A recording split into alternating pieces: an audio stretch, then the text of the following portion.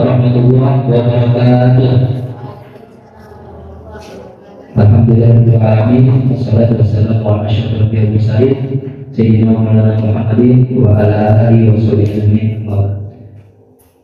Pertama kita panjatkan puji dan syukur kita kepada Allah Subhanahu wa taala dengan berkat karunia dan hidayahnya sekarang kita dapat melaksanakan kegiatan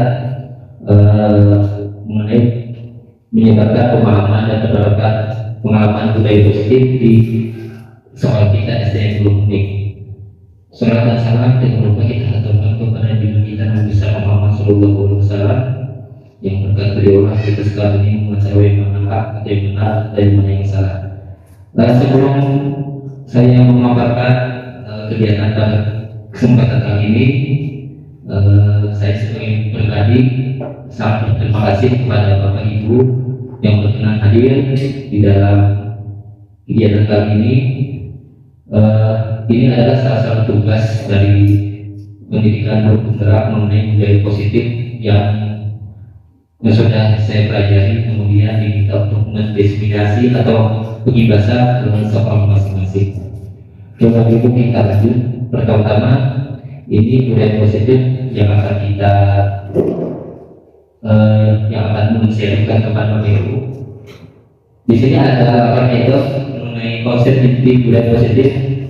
Yang pertama mengenai perubahan paradigma belajar, yang kedua disiplin positif, yang ketiga nilai-nilai kebajikan, yang keempat kebutuhan dasar manusia, yang kelima motivasi perilaku manusia, yang keenam posisi kultural umum, yang ketujuh keyakinan kelas, dan terakhir segitiga restitusi. Nah, jadi yang mendapatkan itu ini akan saya jabarkan di slide-slide berikutnya. Slide pertama yaitu pembelajaran dengan paradigma baru. Jadi pembelajaran dengan paradigma baru ini merupakan pembelajaran yang dirancang berdasarkan prinsip pembelajaran berdiferensiasi, sehingga peserta didik belajar sesuai kebutuhannya berdasarkan tahapan perkembangan sesuai dengan teori psikologi modern atau mewujudkan profil belajar Pancasila. Nah, di sini Bapak Ibu, maksud dari pembelajaran berdiferensiasi ini bahwasanya kita mengajar di kelas itu arahnya kita mengetahui dulu minat dan bakat peserta didik kita. Jadi minat bakat peserta didik macam-macam di kelas tuh. Misalnya di kelas ada 30 orang atau 25 orang. Yang jelas setiap individu itu masing-masing motivasi atau minat mereka. Nah, jadi kita ada namanya asesmen awal atau istilahnya itu penilaian awal. Jadi mengetahui kalau ini minat anak seperti ini, minat anak seperti ini, nanti kita kelompokkan dan kita cari solusi-solusi untuk belajar mereka. Jadi di kelas nanti masing-masing tahapan untuk belajar ini harus sama. Di situ tidak sama proses pembelajarannya. Jadi misalnya anak di kelas misalnya matematikanya kurang atau hitung-hitungan kurang, mungkin di bidang olahraga yang baik. Nah, jadi penekanan kita tetap di olahraga. Itu karena minatnya lebih besar di situ. Itu sesuai aset sarana permasalahan. Tetapi yang pembelajaran lain bahasa Indonesia, matematika dan yang sebagainya tetap kita ajarkan. Terus yang penting mereka dapat mendapatkan capaian pelajaran atau kalau bahasa kita dulu KKM standar nilai. Yang penting kita tunjukkan tuh minat dan bakat mereka yang utama. Kemudian mengenai teori psikologi modern, ini ada namanya teori kultural. Nanti akan saya utarakan mengenai hal itu. Selanjutnya mengenai profil belajar Pancasila. Di sini ada 6 item mengenai pelajaran profil belajar Pancasila yang dibawakan oleh Pemilu Merdeka. Yang pertama yaitu siswa diharapkan beriman, bertakwa kepada Tuhan Yang Maha Esa dan berakhlak mulia. Nah, jadi landasan utama anak itu pastilah pertama itu beriman kepada Tuhan Yang Maha Esa. Bahwa apa agamanya yang penting beriman kepada Tuhan Yang Maha Esa, yang pertama yang terbaik itu akhlak mulia. Jadi itu diterangkan di kurikulum Merdeka. Kemudian ini untuk permukaan, maksudnya ini untuk kebudayaan. Karena Indonesia macam-macam kebudayaan yang ada. Kita ada 30 provinsi, kemudian suku-sukunya banyak, otomatis kebudayaan harusnya kita harus kita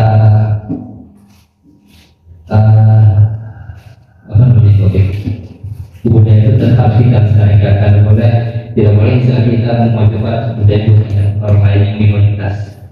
Selanjutnya sifat bergotong royong itu sangat jadi atur lebih ditonjolkan oleh 20 Merdeka. Kalau contoh-contoh di sekolah jelas, misalnya kebersihan, kelas gotong royong itu baik dari siswanya, kemudian gurunya mungkin di situ harus isinya gurunya itu memantau atau ikut juga langsung di situ lebih bagus. Itu salah satunya. Selanjutnya kegiatan-kegiatan lain bisa kegiatan KBI itu bisa gotong royong untuk melaksanakan kegiatan tersebut termasuk. Selanjutnya siswa diminta untuk kreatif di sini. Kalau di sini untuk mereka ada namanya profil P5, profil pelajar Malaysia itu tentunya pembelajaran itu bukan memerlukan dana yang banyak atau dana yang banyak, dan kemudian kegiatan itu harus diikuti seluruh komponen lingkungan keluarga sekolah bukan. Ada lagi di sini kan anak-anak diminta sesuai minat yang sudah ada di situ, mereka akan menjadikan sebuah profil atau sebuah proyek. Misalnya proyeknya kalau misalnya di agama Islam bagaimana mereka melaksanakan sholat berjamaah, itu misalnya profilnya. Tapi tata caranya bagaimana dari awal sampai akhir itu profil. Kemudian misalnya untuk kewirausahaan ya seperti yang pernah ada, kebanyakan mereka diajari untuk sosialisasi masyarakat dan sebagainya. Mungkin itu untuk kreatif. Untuk benar kritis ini pembelajaran anak-anak juga disuruh untuk benar kritis. Jadi di sini pembelajaran itu tidak terpaku bukan guru diminta. Jadi sumber belajar ini apapun sumber belajar yang ada itu boleh dipakai, boleh digunakan. Misalnya di sini kita kekurangan internet.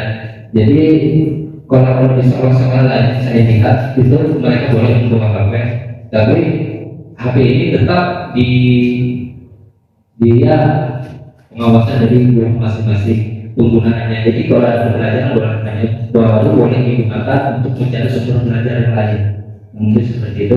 Mandiri, anak diminta untuk mandiri itu misalnya mereka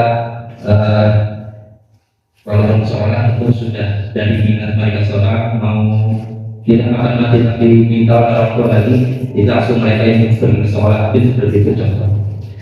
Langsung ke miskonsepsi tentang tiada ruang. Nah jadi ini ada 4 miskonsepsi tentang tiada ruang. Maksudnya pertama-tama ilusi mengatur murid. Jadi kita pertama-tama ini merasa bahwa saya guru ini bisa mengatur murid, padahal tidak. Nanti ada slide berikutnya saya akan bahas mengenai itu.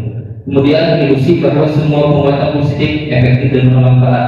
Jadi misalnya ada kita memberikan arahan kepada anak-anak dan kita merasa arahan itu untuk bermanfaat pada mereka, padahal itu masih ada celah untuk miss atau kekurangan dari penguatan positif tadi. Selanjutnya ilusi bahwa kritik dan membuat rasa bersalah mampu membuat karakter. Misalnya kita di kelas atau di bawah sekolah sering misalnya mengkritik siswa kita, kemudian dalam itu misalnya kita berasumsi bahwasanya akan ada perubahan untuk siswa kita. Nah di sini di formula mereka atau sesuai dengan jalur kontrol ini dijelaskan bahwa misalnya itu masih ada celah untuk kurang efektif. Selanjutnya yang terakhir yaitu ilusi bahwa orang dewasa berhak memaksa. Jadi kebanyakan paradigma dunia kita sekarang ini kan kalau orang dewasa itu bisa memaksa kepada orang yang lebih di bawah. Karena apa? Karena otoritasnya lebih tinggi. Padahal itu bukan hal apa namanya, itu bukan hal yang paling positif di situ. Lanjut. Nah di sini paradigma mengubah paradigma stimulus respon untuk pendekatan dan kontrol. Jadi di sini ini modelnya seperti ini. Mereka sebutnya kita sama. Jadi kebanyakan asumsi yang telah lalu bahwa kebutuhan manusia itu sama. Misalnya di sekolah pakai seragam yang sama, kemudian mungkin asumsi orang di sekolah itu misalnya sanumnya anak-anak itu ada terus diberikan oleh orang tua misalnya. Tetapi menurut jalan Quran itu sebutkan kita berbeda. Jadi walaupun dalam segi di lingkungan sekolah kita kayaknya sama semua, kita sama teman-teman pakainya semua dan sebagainya, akan tetapi realitas atau keinginan kita itu pasti berbeda-beda. Apa yang kita inginkan itu berbeda, tapi tujuannya itu mungkin hal-hal positif, tapi inti yang di dalam itu pasti ada perbedaan. Ini tidak wajar maksudnya. Selanjutnya mengenai yang kedua, yaitu semua orang melihat yang sama. Mungkin berkaitan yang di atas, orang melihat sesuatu apapun kayaknya sama. Kemudian yang kedua, setiap orang memiliki gambaran berbeda. Nanti pandangan orang pasti berbeda sesuai dengan kebutuhannya masing-masing. Kayak itu orang di kelas, jadi anak di kelas pasti asumsi mereka berbeda dengan cara mengambil cara mereka mendapatkan pembelajaran dari guru. Yang ketiga, kita mencoba mengubah orang agar berpandangan sama dengan kita, terus stimulus respon. Kemudian terutama kita berusaha memahami pandangan orang lain tentang dunia. Nah jadi misalnya kita nih sharing dengan teman, kemudian kita punya pendapat, kemudian pendapat kita ingin diikuti oleh orang lain, itu stimulus respon. Tetapi menurut Imam Fadl bahwasanya kita apapun pendapat orang lain, apapun pendapat orang bicara, kita harus kita dengar, kemudian kita ambil yang baik-baik, buang yang buruk. Karena apa? Karena kita memandang orang lain ini macam-macam pemikirannya. Jadi pandangan mereka itu tentang dunia ini luas. Jadi bukan terpaku dengan kita pikiran kita aja yang dimasukkan supaya orang sama dalam apa yang kita inginkan, bukan. Tetapi pikiran kita apa pendapat orang lain harus kita kita dengarkan dan kita cari solusi bersama atau kolaborasi sekarang ini. Kemudian yang keempat, perilaku buruk dilihat sebagai suatu kesalahan. Kemudian semua perilaku memiliki tujuan. Nah, jadi kita biasa menjudge semua orang itu perilaku buruk. Itu pasti ada sebuah kesalahan. Tetapi asumsinya kesalahan itu adalah kesuksesan yang tertunda. Jadi misalnya kita membuat kesalahan, akan tetapi kita sudah berikhtiar untuk goal dengan tujuan kita, tetapi dengan itu masih salah menurut orang lain. Di sini di dalam orang diceritakan atau disampaikan bahwasanya apabila kegiatan itu salah, tetapi sudah dengan hitung-hitungan yang sudah kita kalkulasi itu hal yang baik. Tapi kalau kita lakukan salah, itu bukan kesalahan, tapi itu adalah kesuksesan yang termuda. Kemudian itu adalah pembelajaran. Apabila hal itu baik, berarti itu kita syukuri. Nah selanjutnya yaitu yang kelima, orang lain bisa mengontrol saya. Kalau yang bagaimana hanya Anda yang bisa mengontrol diri Anda. Jadi yang bisa menentukan kehendak kita ya diri kita sendiri. Orang lain cuma bisa menginfokan apa yang mereka sampaikan kepada kita, tapi kita lah yang sendiri yang bisa kita membawa diri kita masing-masing. Dari kontrol diri adalah hasilnya kebanyakan kita masing-masing. Itu lanjut. Langsung ke disiplin positif. Disiplin positif atau disiplin berasal daripada disiplinan bahasa Yunani yang artinya belajar. Disiplin mengacu pada disiplin diri yang memiliki tanggung jawab terhadap apa yang dilakukannya berdasarkan yang diyakini. Kemudian langsung disiplin positif merupakan salah satu cara penerapan disiplin yang bertujuan untuk menumbuhkan kesadaran serta memberdayakan peserta didik tanpa imbalan penghargaan, ancaman atau hukuman. Nah, jadi di pembelajaran kurikulum merdeka untuk reward atau ancaman hukuman di sini sudah ditiadakan. Jadi kayaknya misalnya reward anak-anak naik kelas nanti 1, 2, 3, mereka tidak akan memberikan hadiah di sini atau imbalan, tapi kita cari tahu solusinya seperti apa. Karena asumsi dari kurikulum mereka bahwasanya semua itu adalah ranking di kelas masing-masing sesuai dengan minatnya. Jadi misalnya di kelas jago main bola, kita sih nomor 1 di bidang sepak bola. Misalnya di kelas minatnya paling hebat di bidang seni atau tari, misalnya berarti nomor 1 di bidang tari. Misalnya kelas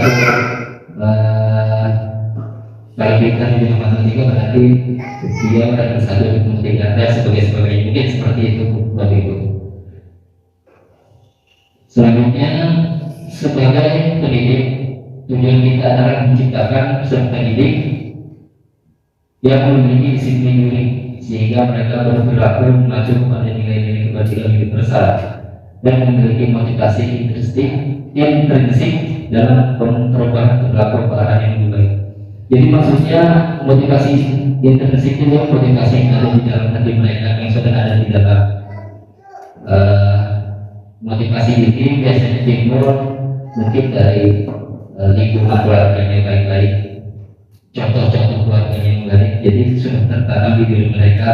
Begitu juga misalnya lingkungan di sekolah, misalnya yang merasa di lingkungan di sekolah itu baik, misalnya datang tepat waktu, misalnya kemudian keluar kelas sesuai dengan aturan, misalnya waktu istirahat, jam istirahat mereka keluar, itu yang ada di dalam diri mereka masing-masing. Salah satunya ada pembahasan mengenai motivasi ekstrinsik nanti di selanjutnya. Kita lanjut ke slide berikutnya yaitu nilai-nilai kebajikan. Nah, di sini nilai kebajikan, nilai yang disepakati bersama lepas dari suku bangsa, agama, bahasa maupun latar belakang. Jadi nilai-nilai kebajikan di sini singkatnya adalah global. Tadi sesuai dengan program dan Pancasila, global kebajikan. Tidak ada istilah suku, tidak ada istilah agama, bahasa, tidak ada istilah mayoritas, minoritas, tetapi sama. Nah, di sini ini contoh yang diperhatikan di organisasi atau institusi, misalnya kita di SDN Group ini. Jadi kita berharap yang pertama program pelajaran Pancasila, kita berharap siswa kita itu beriman dan bertawakal pada Tuhan Yang Maha Esa, berakhlak mulia, berkepentingan global, gotong royong, mandiri, kreatif, dan bernalar kritis.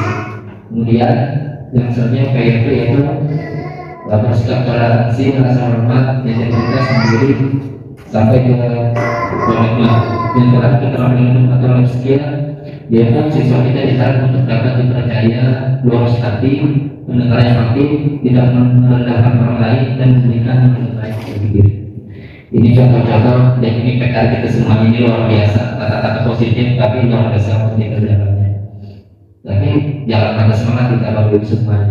Kita benar-benar hebat, harus berusaha untuk hasilnya kita serahkan kepada yang di atas. Yang penting kita berusaha aja dulu. Nah, kemudian ini kebutuhan dasar manusia. Ini salah satu prinsip juga Bapak Ibu. Karena proyek kita ini otomatis kita di dalam menjalani aktivitas di kehidupan pasti banyak pikiran, ada power konsen kalau bahasa kita.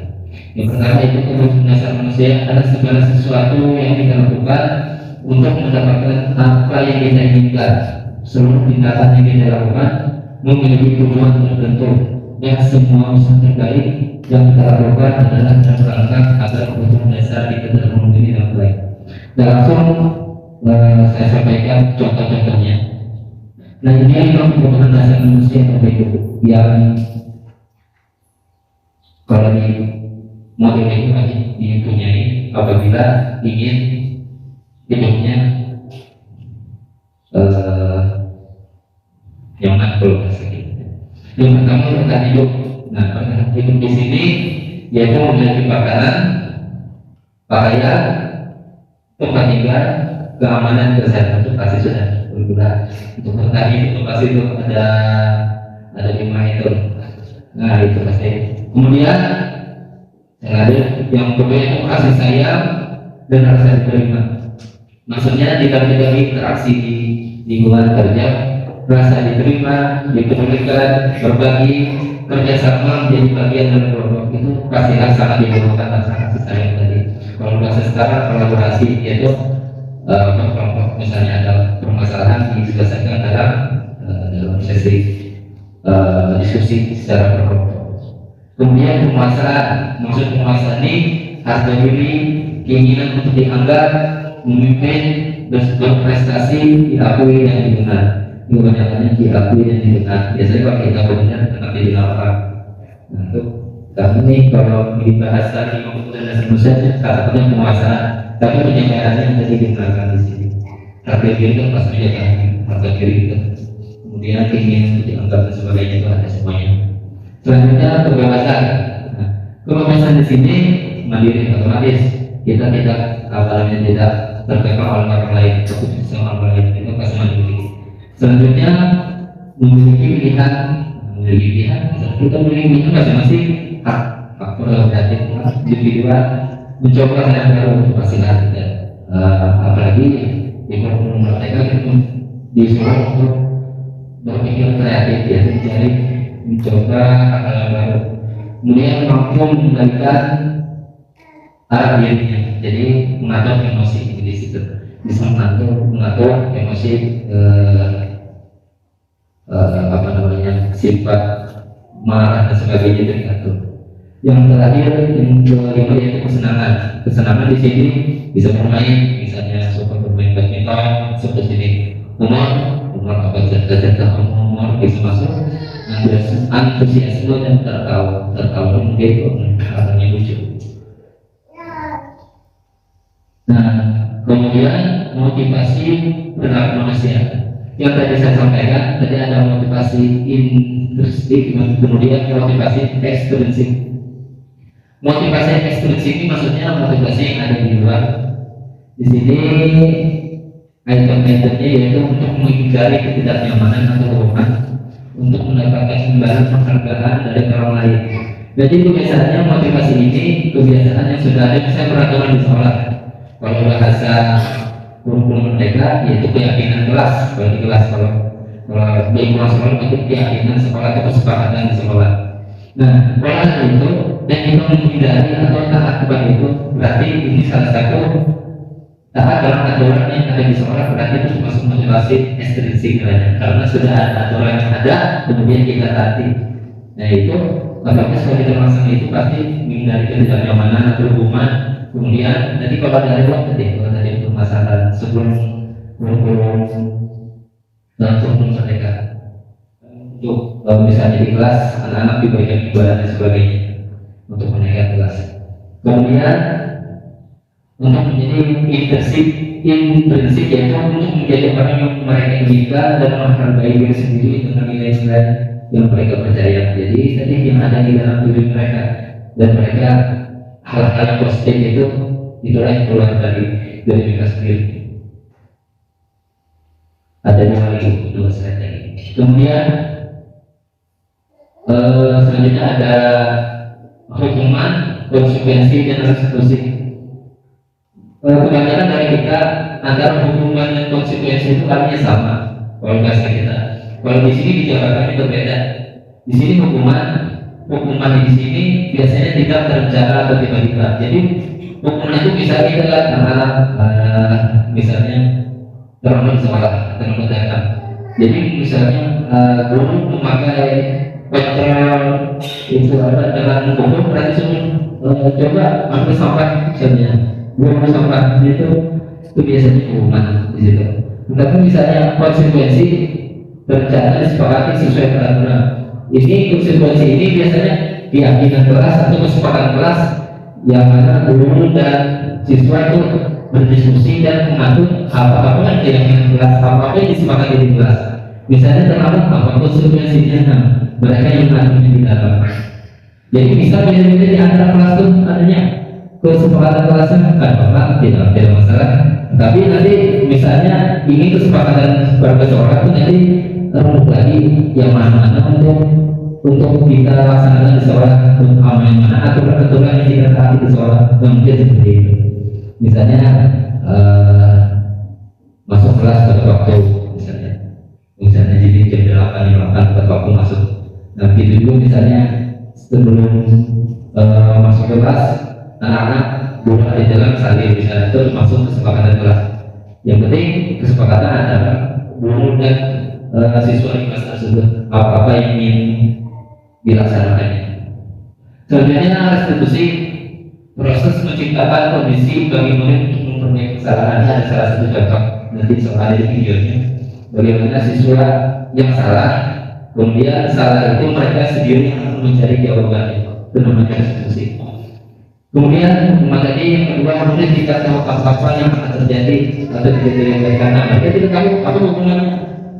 Nah kalau konsumsi, murid tetap dibuat tidak nyaman, otomatis kalau murid tetap dibuat tidak nyaman karena ada konsekuensi keyakinan kelas di kelas tadi, misalnya di kelas misalnya ada membuat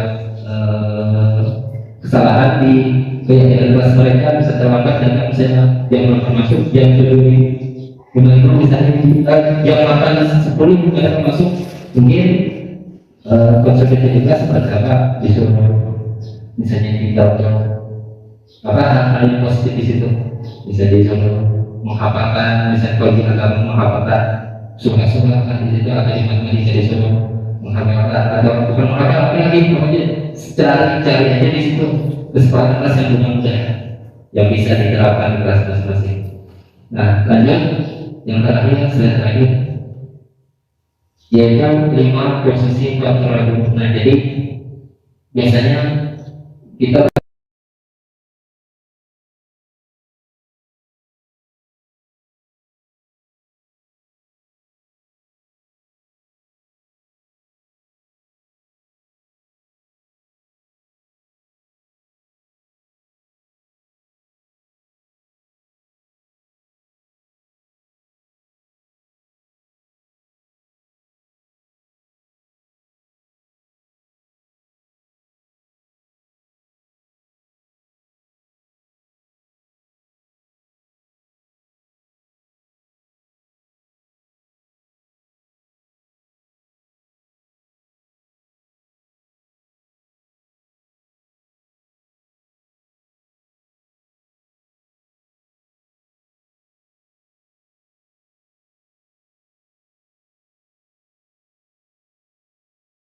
jawaban terakhir, kalau kita tahu mau menjadi manajer, inilah jawabannya. Jangan sampai ke atas ini. Kalau menurut merdeka atau menurut 1.4 yang sudah dipelajari di pendidikan guru, saya akan menampilkan contoh video dari 5 posisi kontrol guru.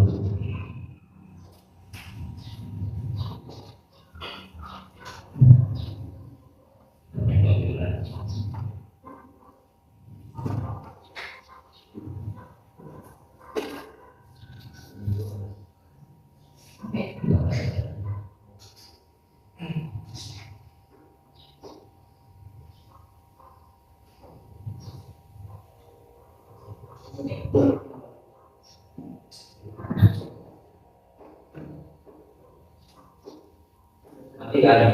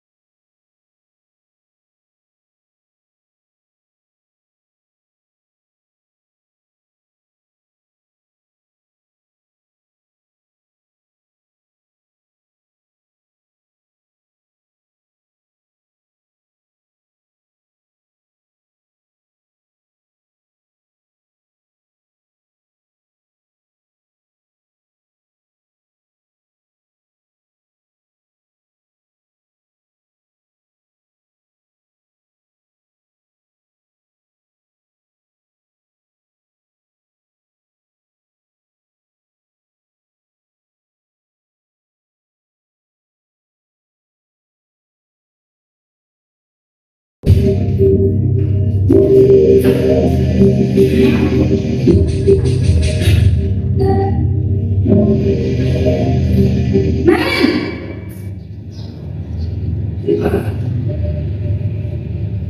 pagi Bu. Selamat pagi Naren.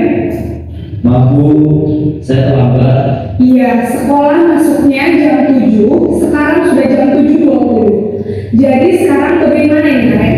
Maaf Bu, saya lupa salam saya semalam. Baiklah, menurut kamu, keyakinan sekolah yang mana yang perlu kamu tingkatkan? Menghargai diri sendiri dan orang lain mungkin Bu. Setuju. Jadi, apakah Naren meyakini prinsip saling menghormati tersebut? Iya Bu, saya meyakininya. Apakah Naren bersedia memperbaiki masalah keterlambatan ini? Bersedia Bu. Bagaimana kamu akan memperbaiki masalah keterlambatan ini? Saya akan coba untuk tidak lupa menyetel alarm saya Bu. Baik, kalau Naren mau menyetel alarm di rumah, ada orang yang kira-kira bisa bantu mengingatkan tidak? Ada Bu. Kata saya, Kak Emma. Ada lagi selain KM?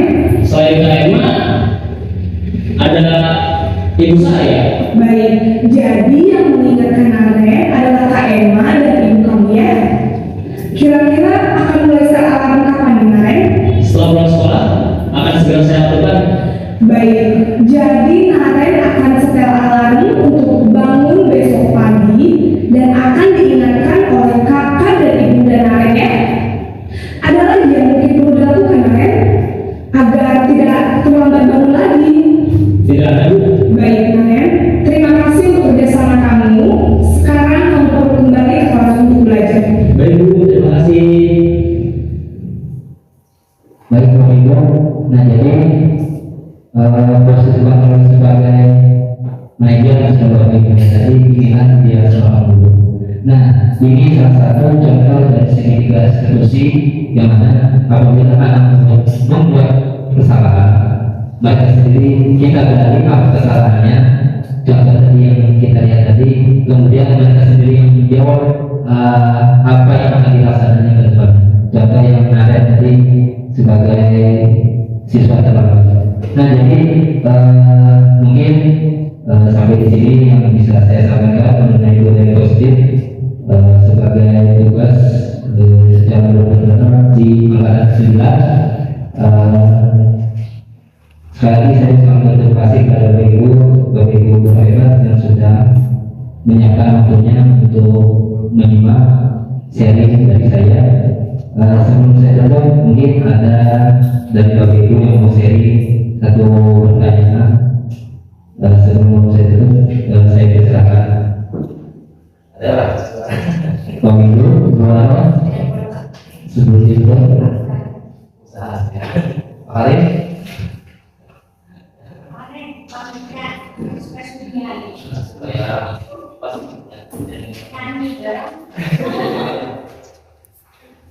Oke, terima kasih. Kita melihat dari 5 posisi faktor yang ada untuk menjadi manajer dari tiap-tiap warga sekolah. Ada kemungkinan bisa dilakukan, akan tetapi kalau konsekuensinya tidak kita terapkan dan kedisiplinan kita utamakan, maka kalau untuk menuju ke manajerial atau manajer tadi tidak akan terlaksana karena kontrol anak itu berbeda-beda, di posisi kita juga berbeda-beda karena kelas kita sangat banyak dan berbeda-beda emosinya. Itu kebiasaan yang kesulitan di kelas-kelas kita masing-masing. Jadi bagaimana itu cara menghadapi, apakah kita memang diturunkan menjadi sebagai seorang pengamal tadi, atau kita harus menerapkan ke manajer tadi untuk kelas. Silakan buat. Saya meneruskan dari Pak Karim Pak ya.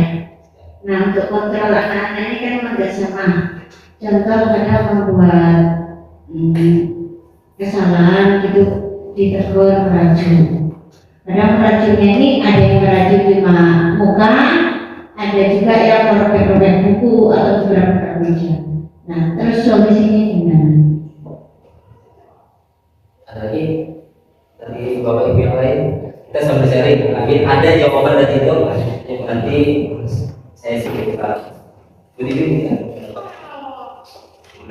Bisa. Ya, saya ingin bertanya juga mengenai pengaturan murid. Nah, menurut saya harusnya ada kerjasama yang baik antara guru sesama guru sebelum kita mengontrol. Tadi kan seperti yang Ibu bilang, karakter anak ini kan berbeda-beda. Apalagi kita lihat dari situasi dan kondisi sekarang ini, kita kadang diperhadapkan juga dengan orang tua yang punya pemikiran yang berbeda-beda. Nah, terkadang kalau kita mau mengikuti peraturan sekolah, contohnya kayak kita harus kasih hukuman dan sebagainya, ada anak yang mungkin tidak terima dan membawa hal itu ke rumah. Dan akhirnya mungkin hal yang tadinya bisa diselesaikan dulu, tapi akhirnya diperbesar dengan orang tua. Nah, itu bagaimana kalau kita menghadapi situasi yang antara sesama guru kita tidak saling mendukung. Contohnya ada yang pro ke peraturan, ada yang pro ke anak murid atau ke orang tua seperti itu. Jadi mungkin itu yang bisa saya katakan. Ada lagi Bapak Ibu? Boleh? Terima kasih Bapak Ibu atas masukannya mengenai budaya positif yang kita laksanakan, yang kita mau selalu masyarakat di SDN 20 kita.